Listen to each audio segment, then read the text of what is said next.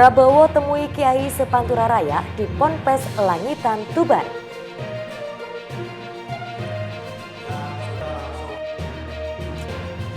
Pacaran di gubuk Pantai Cemara Tuban, seorang wanita ditemukan tewas.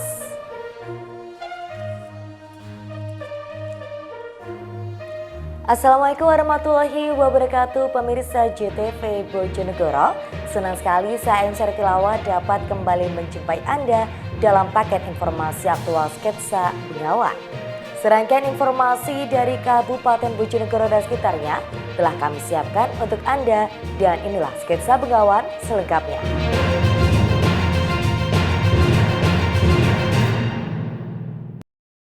Pemirsa, kami awal informasi yang pertama.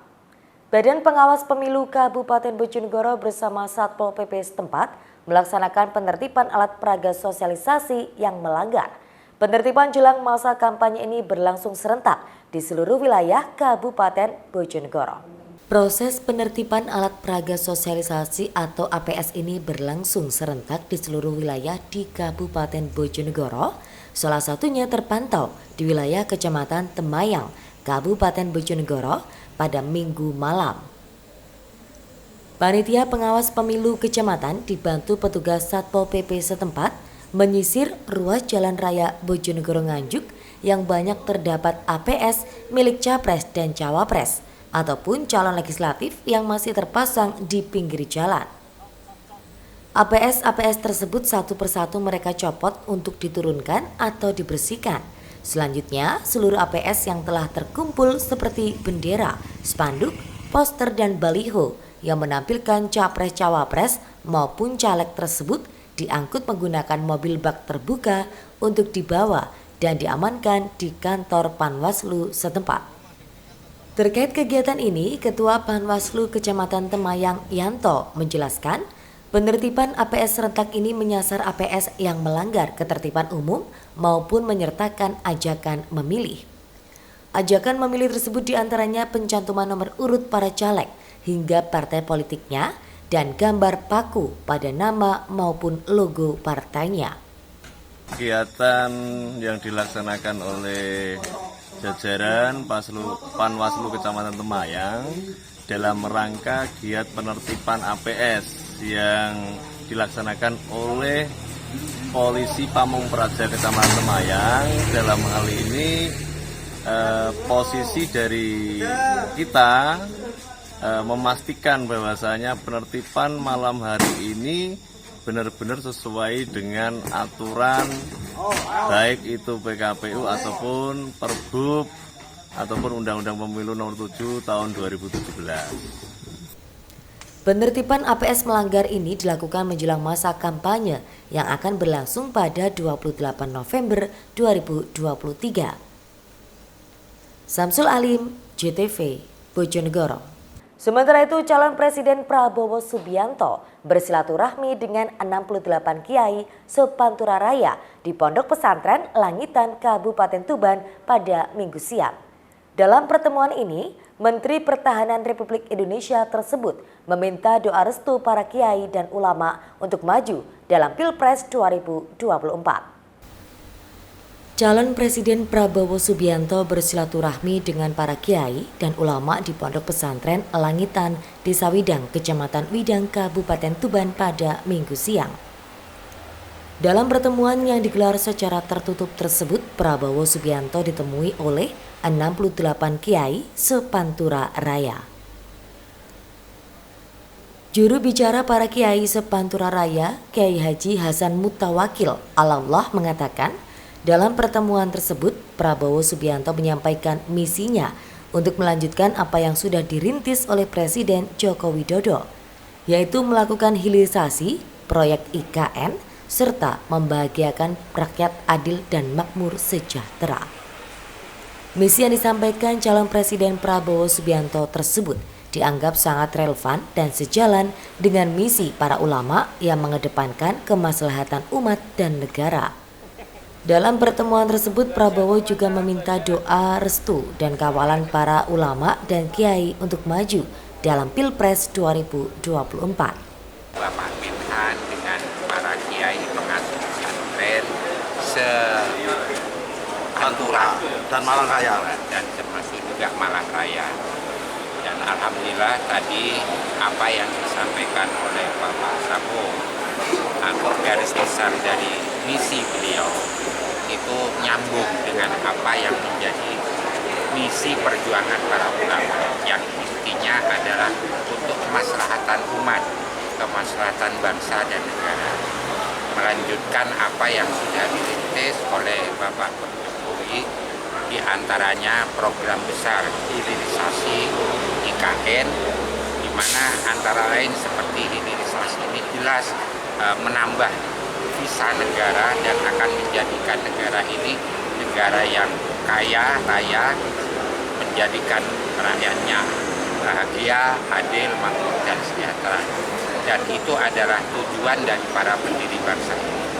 Oleh karena itu, apa yang disampaikan Pak Prabowo tadi sebagai visi beliau itu sesuai dengan apa yang menjadi visi para ulama, tasawuful imam ala ra'iyah manutun bin maslahat, bahwa seorang imam, seorang pimpinan negara atau pemerintahan itu tergantung seberapa baik dia dapat melahirkan kemaslahatan dan kemanfaatan untuk rakyatnya.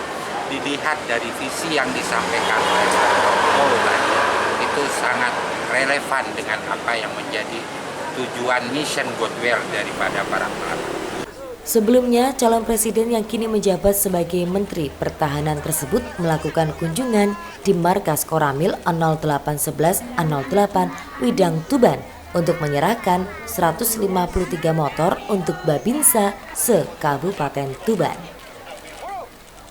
Usai menemui puluhan kiai di pondok pesantren Langitan Tuban, Prabowo langsung meninggalkan lokasi dan kembali ke Jakarta. Ziki Muhammad, Husni Mubarak, JTV, Tuban. Pemirsa, sejumlah usaha digital printing di Ngawi kebanjiran order pesanan menjelang masa kampanye pemilu 2024. Kebanyakan pesanan alat peraga kampanye baik bentuk stiker, banner, dan spesimen surat suara yang dipesan partai politik dan caleg.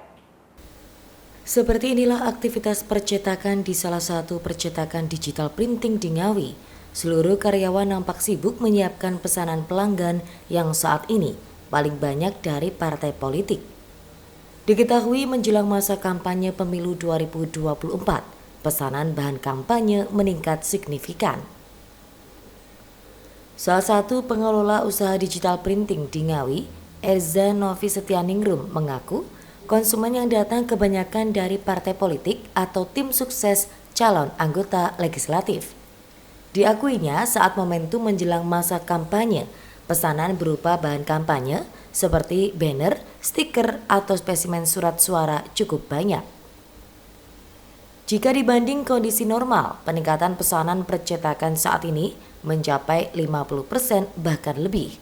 Pihaknya juga membuat sistem 70% pembayaran di awal dan 30% saat pengambilan terutama dari pesanan parpol dan calon legislatif. Hal ini sebagai antisipasi agar tidak merugi karena tidak dibayar saat calon tidak jadi atau kalah dalam pemilu. Ya sih Pak, pesanannya juga banyak, order misal ukuran berapapun juga bisa gitu. Tergantung pemesan. Kalau rata-rata kalau dibanding dengan harian itu seperti apa Mbak? Kalau harian gitu ya banyak sih, lumayan bedanya jauh gitu. Misalkan kalau itu 40% dari umum. Dari umum, ya. yang 60% rata-rata partai. Gitu. Rata-rata untuk jenis pesanan sendiri apa coba, meliputi apa sih? Rontek gitu, terus surat suara, kartu nama, stiker gitu. Bener-bener juga. Iya, banyak caleg gitu. Seperti diketahui, untuk masuk masa kampanye pemilu 2024 dijadwalkan mulai tanggal 28 November 2023 hingga 10 Februari 2024 mendatang. Pada masa kampanye ini akan banyak alat peraga kampanye APK yang terpasang dari para peserta pemilu 2024. Ito Wahyu, JTV, Ngawi. Pemirsa, pacaran di Gubuk Pantai Cemara Tuban, seorang wanita ditemukan tewas. Informasi selengkapnya dapat Anda ikuti sesaat lagi.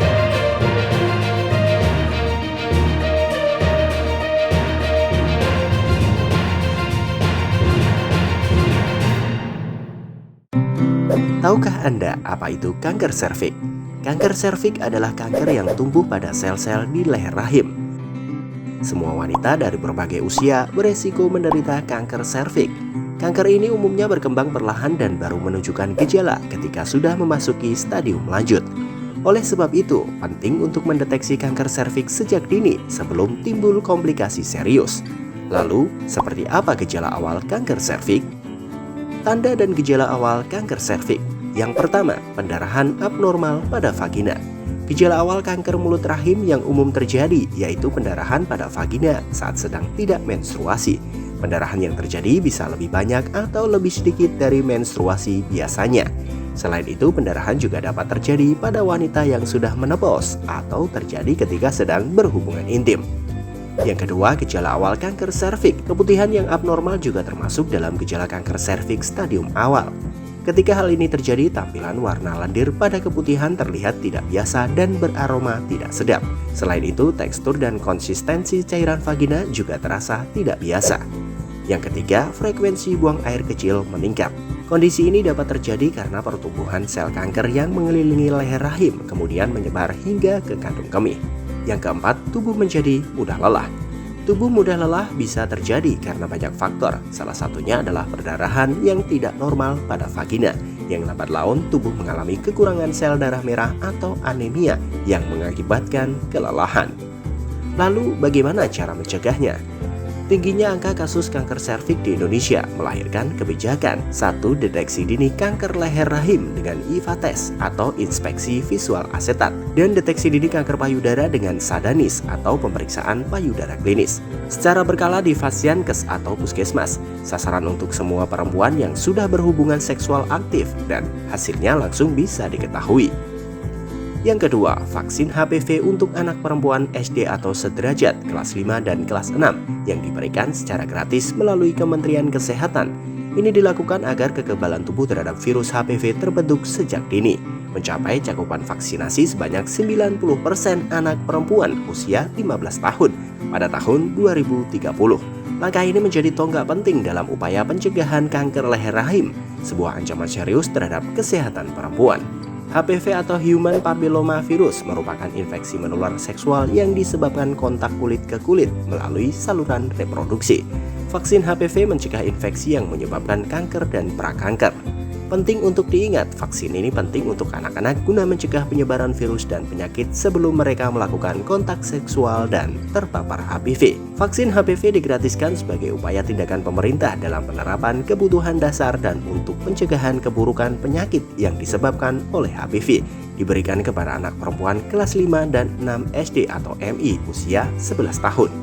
Lalu siapa yang tidak harus mendapatkan vaksin HPV? Berdasarkan dari WHO, ada beberapa orang sebaiknya tidak mendapatkan vaksin HPV jika mereka pernah mengalami reaksi alergi yang mengancam nyawa terhadap salah satu bahan dalam vaksin HPV atau terhadap dosis sebelumnya dari vaksin HPV, mereka yang memiliki alergi terhadap ragi, dan mereka yang sedang hamil. Melalui program ini, Kementerian Kesehatan berkomitmen untuk menurunkan angka kesakitan dan kematian akibat kanker leher rahim. Dengan vaksin yang terbukti aman dan efektif, serta dukungan penuh dari semua pihak, termasuk tenaga kesehatan, program imunisasi HPV diharapkan dapat berhasil mewujudkan generasi sehat dan bebas dari ancaman kanker leher rahim. Lalu, bagaimana cara kita mendapatkan vaksin gratis? Pemberian vaksin bisa didapat melalui pelaksanaan pemberian imunisasi HPV yang merupakan bagian bulan imunisasi anak sekolah. Atau kunjungi puskesmas, posyandu untuk mendapatkan informasi imunisasi HPV untuk anak kita. Jangan lupa untuk memberikan vaksin HPV kepada anak-anak Anda ya, gratis. Iklan layanan masyarakat ini disampaikan oleh Dinas Kesehatan Kabupaten Bojonegoro.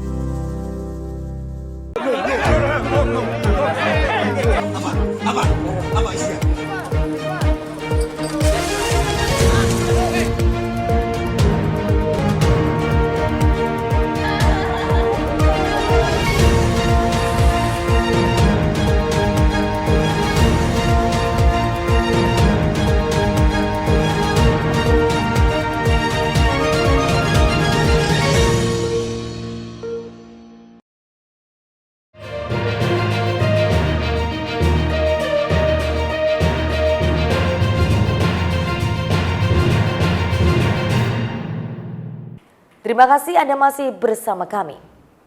Pemirsa, sepasang kekasih ditemukan tak sadarkan diri di kawasan wisata Pantai Kabupaten Tuban pada Minggu malam.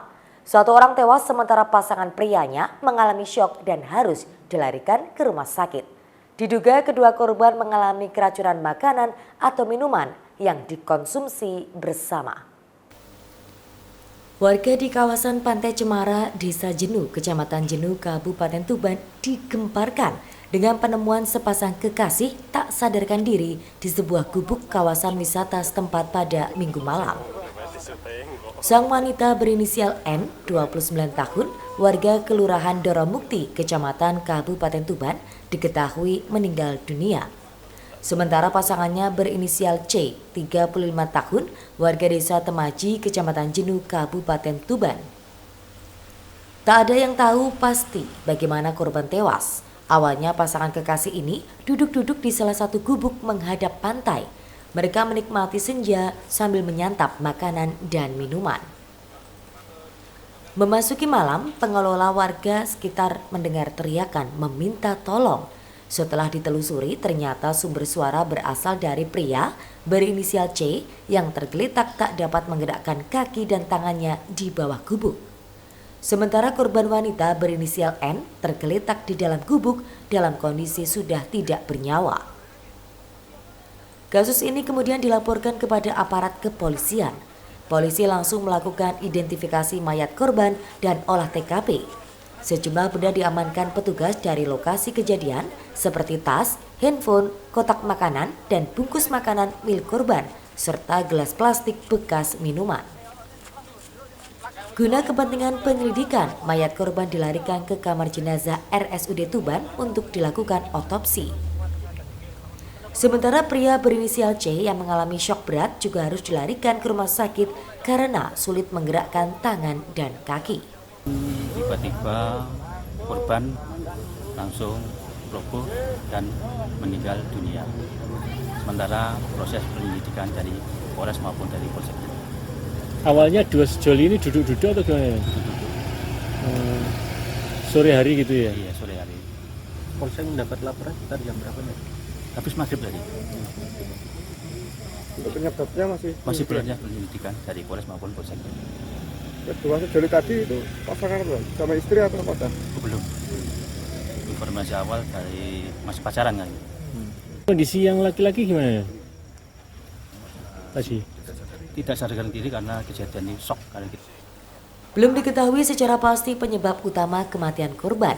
Polisi tak menemukan tanda-tanda bekas penganiayaan pada tubuh korban.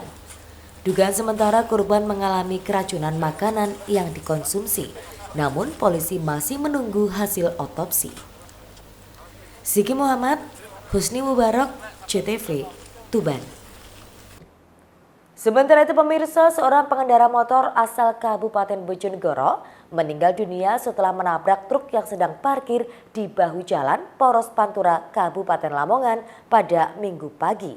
Diduga kecelakaan ini terjadi akibat korban kurang konsentrasi saat berkendara. Kecelakaan ini terjadi di jalur Poros Pantura Desa Warukulon, Kecamatan Pucuk, Kabupaten Lamongan pada Minggu pagi. Seorang pengendara motor tewas di lokasi kejadian setelah menabrak truk yang parkir di bahu jalan. Kecelakaan bermula saat motor Nopol AG 4229 VBS yang dikemudikan Renalivin Dwi Surya Putra, warga desa Seraturejo, Kecamatan Baruno, Bojonegoro, melaju dari arah timur ke barat atau dari arah Lamongan ke Babat. Sesampainya di lokasi kejadian, diduga korban kurang konsentrasi sehingga motor yang dikendarainya oleng. Motor yang melaju kencang selanjutnya menabrak bagian belakang truk Nopol L8127UL yang sedang parkir di bahu jalan setempat. Kerasnya benturan membuat tubuh korban dan sepeda motor yang dikendarainya masuk di dalam kolong truk. Petugas sempat kesulitan mengevakuasi jasad korban yang terjepit di bawah truk. Setelah berhasil dievakuasi, jasad korban kemudian dibawa ke RSUD Lamongan. Baik, kami petugas yang melaksanakan TP/TKP dari Satlantas Polres Lamongan, menurut keterangan saksi di lapangan ataupun masyarakat di sekitar TKP, dijelaskan bahwa kendaraan truk Nopol L8127UI milik warga Gempol Pading Pucuk terparkir di bahu jalan. Sebelum mengalami kecelakaan lalu lintas, pengendara sepeda motor AG 4229 VBS melaju dari timur ke barat karena kurang konsentrasi sehingga terjadi tabrak depan belakang. Dan ini truknya sendiri ini sudah berapa hari dan parkir di bahu jalan ini? Menurut keterangan warga ataupun saksi di sekitar TKP, truk tersebut terparkir di bahu jalan mulai dari kemarin. Kasus kecelakaan ini kini dalam penanganan unit laka lantas Polres Lamongan. Zulkifli Zakaria, JTV, Lamongan. Beralih ke berita lainnya pemirsa, kenaikan harga kedelai impor membuat sejumlah pengusaha tempe di Kabupaten Lamongan terpaksa merumahkan sejumlah pekerjanya. Harga kedelai impor yang kini tembus Rp13.500 per kilogram terus membuat biaya operasional membengkak dan tidak sebanding dengan hasil yang didapatkan. Harga kedelai impor di pasaran terus mengalami kenaikan. Jika sebelumnya hanya dijual Rp9.000 per kilogram, kini terus naik hingga menembus harga Rp13.500 per kilogramnya. Kondisi ini dikeluhkan oleh para pengusaha tempe di Kabupaten Lamongan. Kondisi tersebut salah satunya seperti yang dikeluhkan para pengusaha di sentra industri tempe rumahan di Desa Kedung Megari, Kecamatan Kembang Bahu, Kabupaten Lamongan. Sejak kenaikan harga kedelai impor, mereka berusaha melakukan sejumlah cara, seperti memperkecil ukuran hingga mengurangi komposisi kedelai. Namun usaha tersebut justru membuat mereka kalah saing dengan pabrik tempe berskala besar. Kondisi ini membuat mereka terpaksa merumahkan sejumlah pekerja. Pasalnya, sejak harga kedelai naik, biaya produksi yang mereka keluarkan juga naik. Namun, hasil yang didapatkan justru terus mengalami penurunan. Pengrajin tempe merasa itu ibaratnya merasa dilema karena memang dengan harga yang segitu tingginya kita ibaratnya produksi juga dikurangi, tenaga kerja juga dikurangi. Jadi penghasilan juga berkurang, nggak kayak dulu, nilainya serba mahal. Baru kita ibaratnya kendalanya kalau di konsumen, ibaratnya tempe yang dulu ukuran segitu itu alhamdulillah bisa lancar, tapi sekarang kan mungkin karena produksi kecil, sedikit dan ukuran kecil juga kita kalah saingan dengan produksi yang besar-besar, jadi ibaratnya penghasilan merasa berkurang. Sementara itu, Kepala Desa Kedung Megari, Fatur Roman, mengatakan akan terus melakukan upaya untuk memberikan subsidi kepada para pengusaha tempe rumahan di desanya. Pasalnya sejak 5 bulan terakhir, harga kedelai terus melambung tinggi sehingga membuat para pengusaha tempe di desanya nyaris gulung tikar. Berpengaruh penuh pada pengrajin tempe sehingga produksi tempe agak diperkecil, terus kemudian karyawan-karyawannya juga di PHK sama pihak pengelola pengrajin tempe. Nah, pihak pemerintah desa mengupayakan untuk mencari program subsidi kedelai. Masalahnya kedelai terlalu naik tinggi. Yang biasanya harga kedelai standar 9.000 sekarang 12.500. Nah, itu kasihan sama pengrajin tempe sehingga produksinya tidak bisa maksimal. Keuntungannya tidak bisa maksimal seperti harga kedelai standar yang kemarin 9.000. Ini sudah hampir 5 bulan harga kedelai naik pesat, naik tinggi 12.500. Atas kondisi ini, Pemdes dan pengusaha tempe setempat berharap pemerintah segera turun tangan mencarikan solusi. Zulkifli Zakaria, JTV, Lamongan. Pria di Tuban raup cuan jutaan rupiah per hari dari budidaya jamur tiram. Informasinya kami hadirkan usai jeda, kami segera kembali.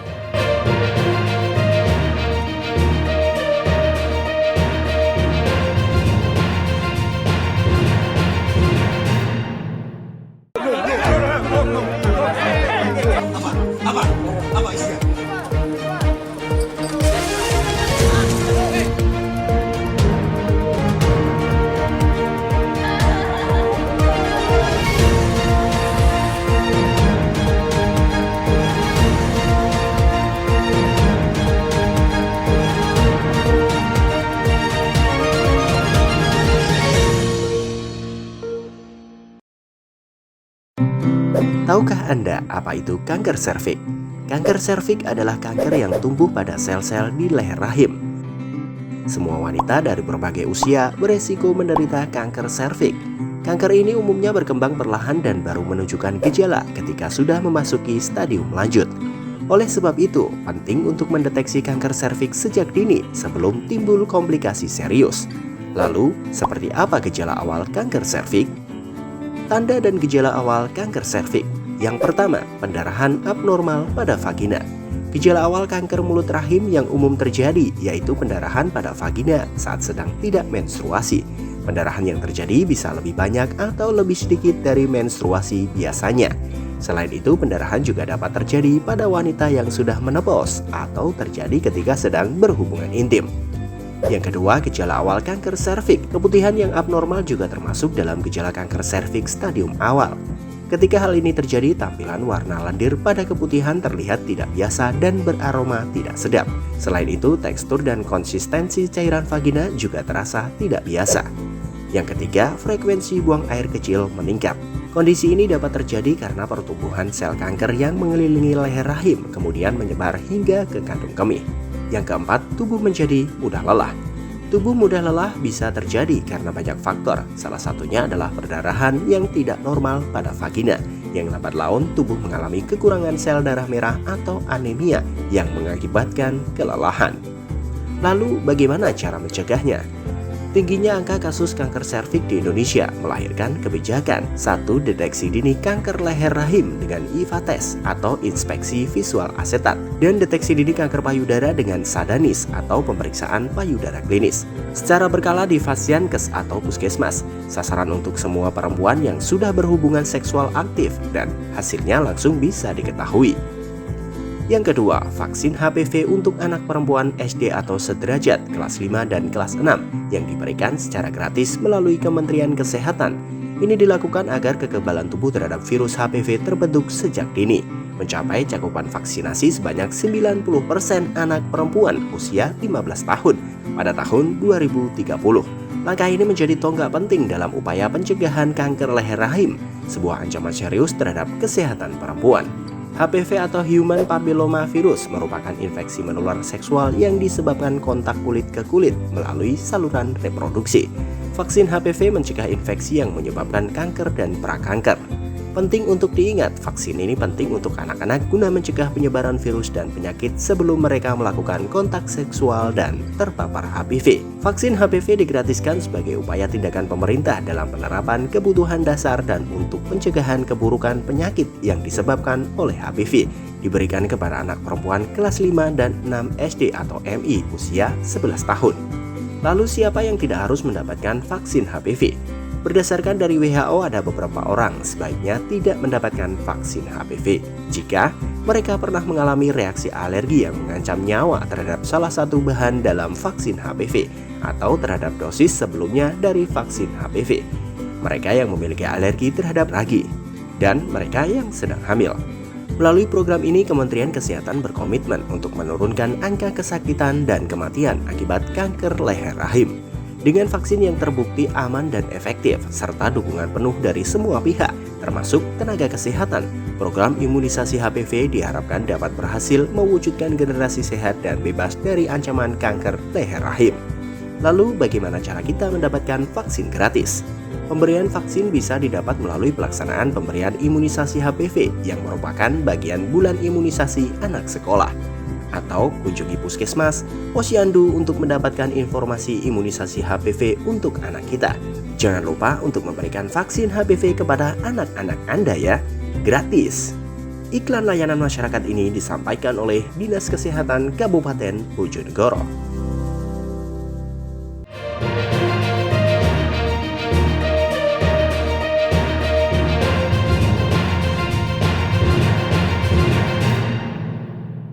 Pemirsa, Anda masih di Sketsa Bengawan. Seorang pria di Kabupaten Tuban mampu menghasilkan cuan jutaan rupiah per hari dari budidaya jamur tiram di pekarangan rumahnya. Usaha yang awalnya dari memanfaatkan lahan kosong pekarangan rumah ini kini terus berkembang hingga mempunyai 27.000 bak log atau wadah tanam jamur. Berawal dari memanfaatkan lahan kosong di pekarangan rumah, Niam, warga desa Tasikmadu, Kecamatan Palang, Kabupaten Tuban, sukses membudidayakan jamur tiram. Memulai usaha ini tanpa pengalaman, ayah dua anak ini justru sukses dan mampu meraup omset jutaan rupiah per harinya. Setiap hari, Niam dibantu seorang pekerja memanen jamur tiram di lahan samping rumahnya. Satu persatu jamur dipanen dan dikumpulkan untuk dijual kepada pembeli.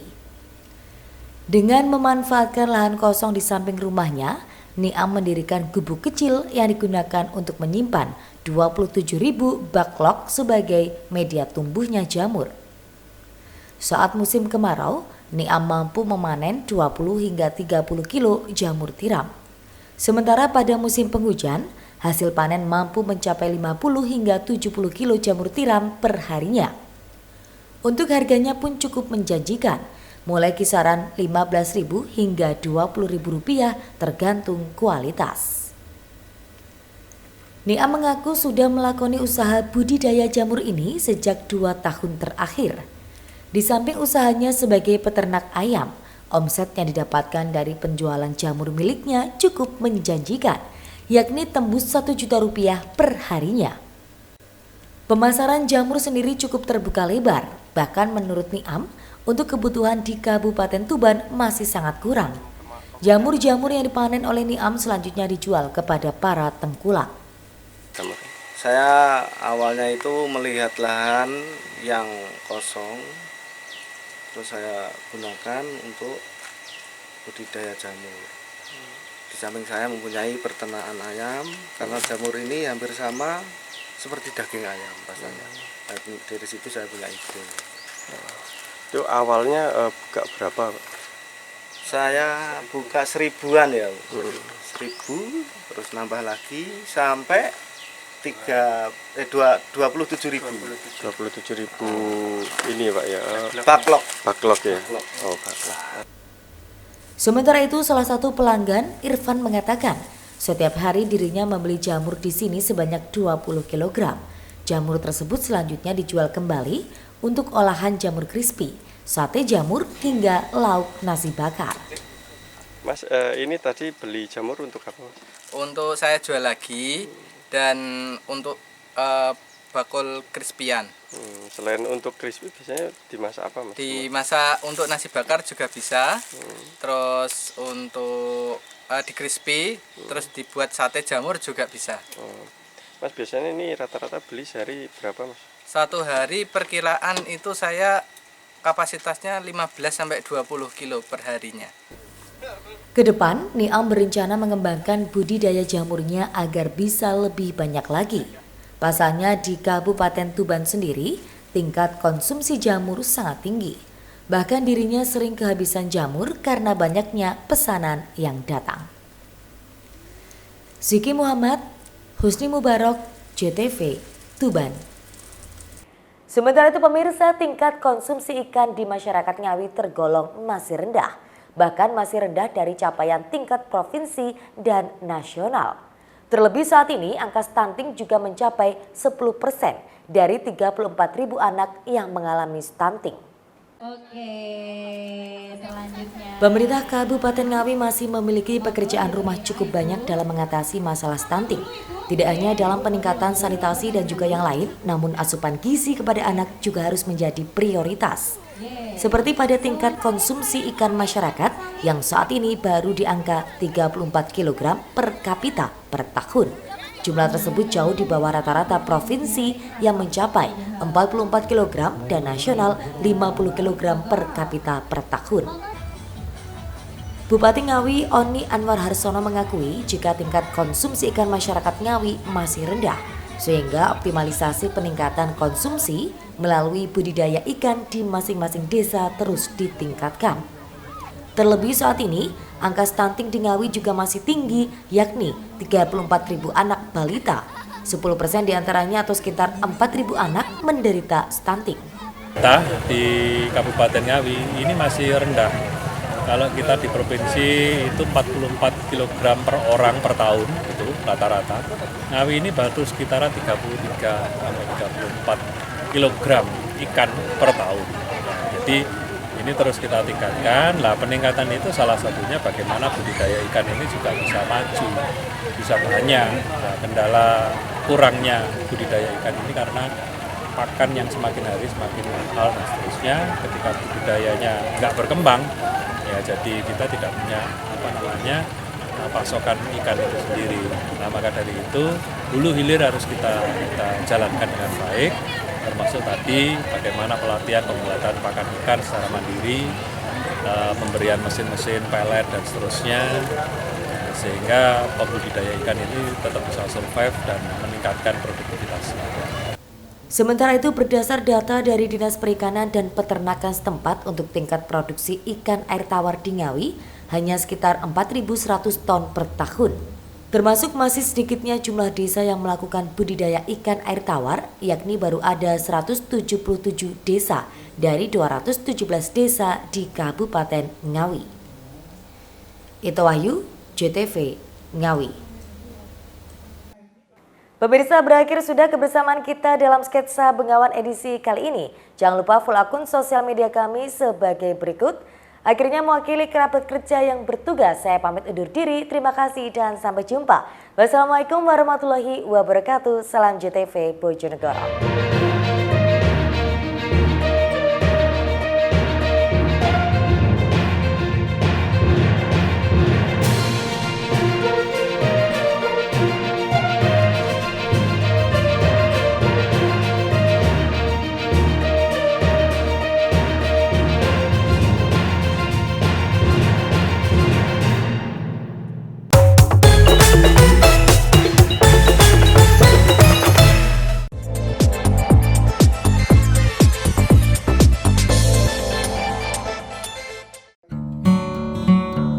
Pemerintah Kabupaten Bojonegoro melalui Dinas Perindustrian dan Tenaga Kerja setempat terus berupaya meningkatkan kinerja pelayanan publik, khususnya fasilitas dalam memberikan lapangan pekerjaan bagi masyarakat Bojonegoro. Bertempat di Gedung Maharani Bakorwil 2 Bojonegoro pada Senin pagi, Dinas Perindustrian dan Tenaga Kerja setempat menggelar kegiatan Gebyar Worobejo atau Job Fair dan Edu Fair. Kegiatan ini selama 2 hari mulai tanggal 27 hingga 28 November 2023. Sejak pagi puluhan stan para perusahaan yang tersedia dipenuhi oleh para calon pencari kerja yang akan melamar kerja maupun sudah menyiapkan penyerahkan berkas lamaran pekerjaan untuk diserahkan kepada perusahaan yang diminati. Kegiatan Job Fair dan Edu Fair dibuka secara langsung oleh PJ Bupati Bojonegoro Adrianto, serta hadir dalam kesempatan tersebut Kepala Bakorwil Bojonegoro Agung Subagio, Sekretaris Daerah Nurul Azizah, Kepala Dinas Perindustrian dan Tenaga Kerja Bojonegoro Willy Fitrama, serta perwakilan dari perusahaan yang terlibat di dalamnya. Melalui virtual, PJ Bupati Bojonegoro Adrianto menyambut baik adanya Job Fair yang diselenggarakan oleh Dinas Perindustrian dan Tenaga Kerja Bojonegoro. Selain itu juga mengapresiasi atas perkembangan sangat baik dari jumlah perusahaan yang terlibat dalam Job Fair dibandingkan dari tahun sebelumnya. Menurut PJ Bupati Bojonegoro, adanya Job Fair yang membuka lowongan pekerjaan lebih dari 7.800 ini merupakan kemajuan yang sangat baik dan secara umum perekonomian di Bojonegoro sangat baik. Bapak Ibu semua, saya kira kesempatan hari ini, pagi ini dalam rangka Job Fair ini kesempatan yang baik dan semoga para pencari kerja kita bisa memanfaatkan kesempatan ini dan berhasil mendapatkan yang terbaik untuk kita semua. Saya kira demikian yang saya sampaikan sebagai pembuka kegiatan pagi ini. Selamat melaksanakan kegiatan, semoga memberikan yang terbaik untuk semua kita, semua para tenaga pencari kerja kita, semua penduduk di Bojonegoro secara khusus, dan tentunya untuk kemajuan dari Bojonegoro itu sendiri. Demikian dari saya, sekali lagi terima kasih banyak dengan mengucapkan Bismillahirrahmanirrahim. Kegiatan pagi ini dengan resmi saya buka. Dan sekali lagi terima kasih banyak ke Bu Sekda dan Pak Agung dan Pak Ibu semua sudah hadir dalam kegiatan ini. Demikian dari saya. Assalamualaikum warahmatullahi wabarakatuh.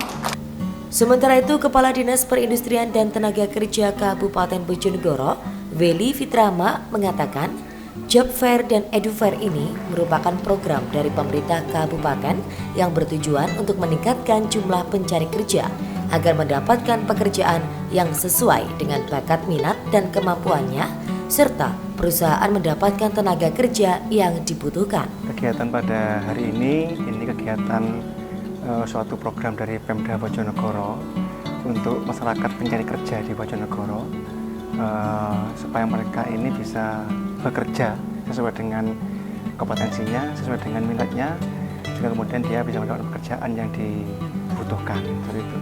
Kemudian kegiatan ini juga tiap tahun kita laksanakan, bagian dari untuk supaya kami bisa melakukan suatu evaluasi terkait dengan pertumbuhan angkatan kerja di Bojonegoro yang disumbang oleh dari lulusan dari SMK ataupun perguruan tinggi di Bojonegoro ini sendiri.